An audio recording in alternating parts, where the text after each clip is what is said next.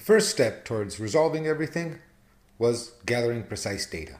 And the name most commonly associated with this new data gathering is Tycho Brahe, who in 1580 makes very, very detailed observations of planetary motion with an unprecedented accuracy. And these are very useful. Interestingly, Brahe got the brilliant equipment and the patronage that he needed to make these observations by making a failed attempt to prove that comets and other such unpredictable changes in the sky are in fact terrestrial events, things that happen on Earth not far, like, say, meteors or shooting stars. They're not, but this didn't sit well with current worldviews. The important thing for us is that he made these very, very precise measurements, and some of them he shared with Johann Kepler, who came to work for him as an assistant.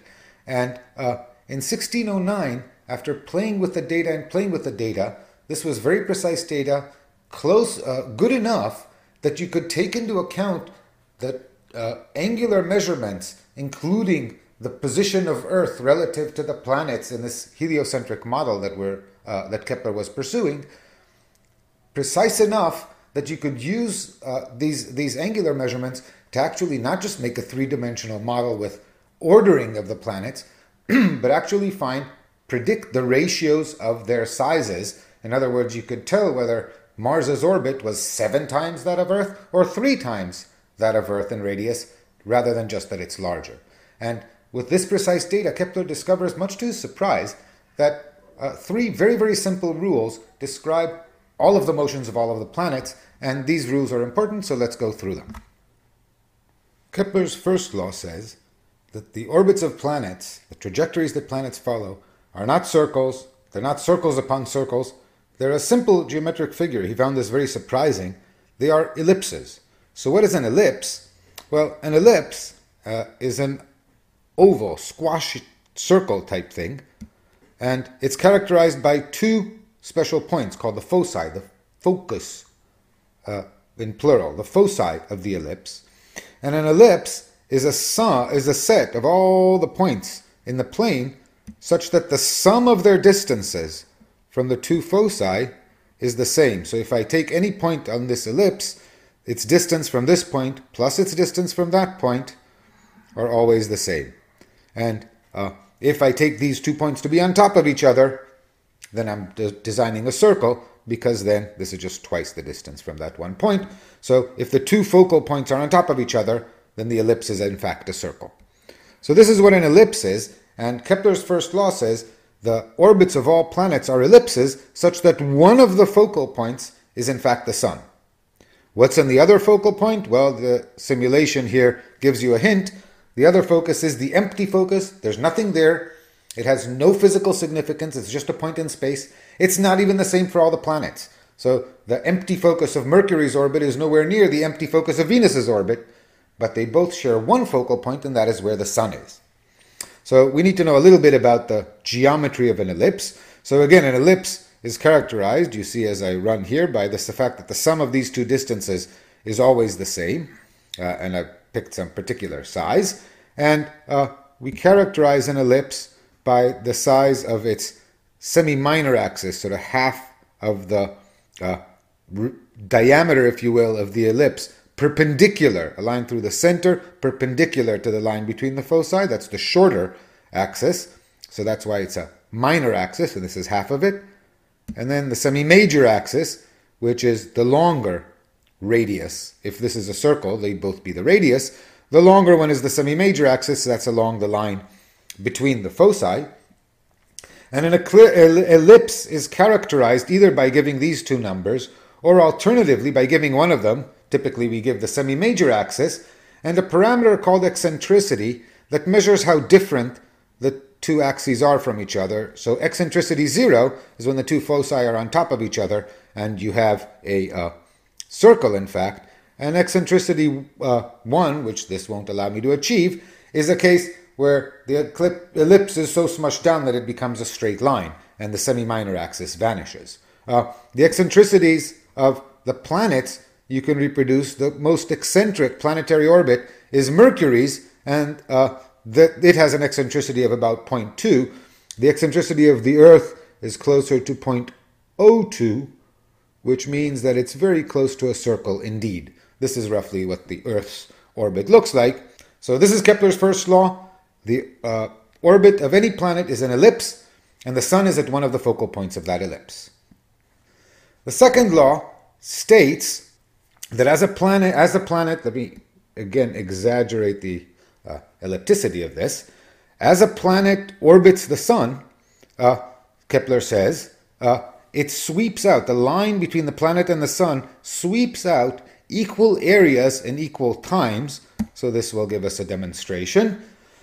This turns on a sweep for a particular amount of time, and I can start it whenever I want. And the point is that what this means is the areas of all these triangular shapes have to be the same. The implication is that when the planet is near the Sun, it needs to be traveling faster, so the stubby triangles are broad, whereas when the planet is farther from the Sun, it can travel slower because the longer triangles can be kind of narrow. So not only do Kepler's laws tell you the shape of the orbit, but also the relative speed with which the planet goes. It goes fastest when it's nearest the Sun. This point is called perihelion, the point of nearest approach to the Sun, and it's always along the major axis, you can see. And at the other end of the major axis is the point of farthest distance from the Sun, aphelion, which is where the planet moves most slowly. So these are Kepler's first two laws, and let's go back and summarize that. So we said Kepler's first law was that the orbit of every planet is an ellipse, and these ellipses for the actual planets in the solar system are very close to being circles. The second law tells us how a planet moves faster or slower as it orbits the Sun. This is this law of equal areas. The implication is that a planet moves fastest near perihelion and slowest near aphelion when it's far from the Sun. This is not very dramatic for, say, the Earth. For objects that might orbit the Sun in a far more eccentric orbit, which are sometimes very near the Sun and sometimes very far from the Sun, say comets, this effect is much more dramatic. So when we get to more eccentric orbits, which exist in the universe, we will have to consider this aspect of Kepler's second law more seriously.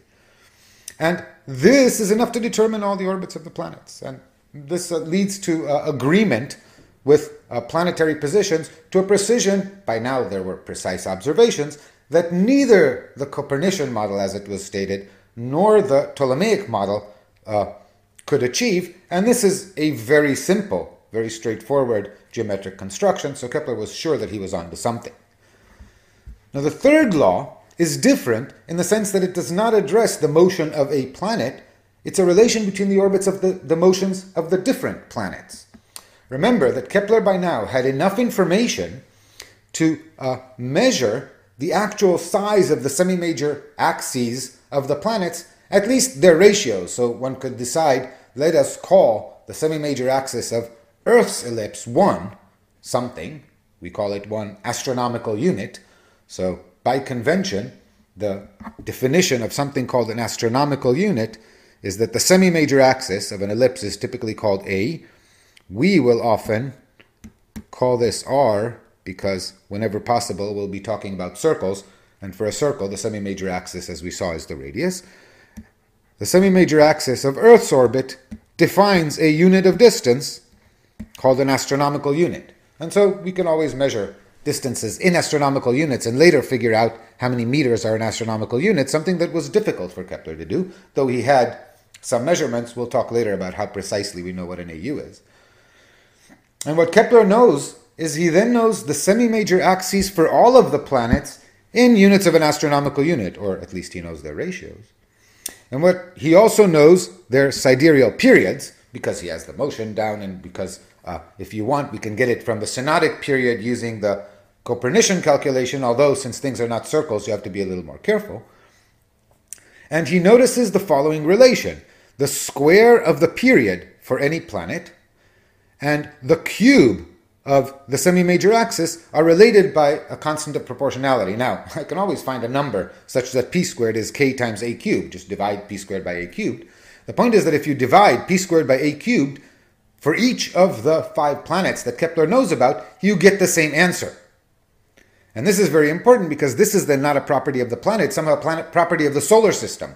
There is something that all these planets share, and it's the value of this ratio. There might be something interesting here. And it's worth expressing this in perhaps a different way. So remember that we can write the period of a planet, a planet's orbit. The sidereal period can be related to, let me imagine that we're only doing circular orbits.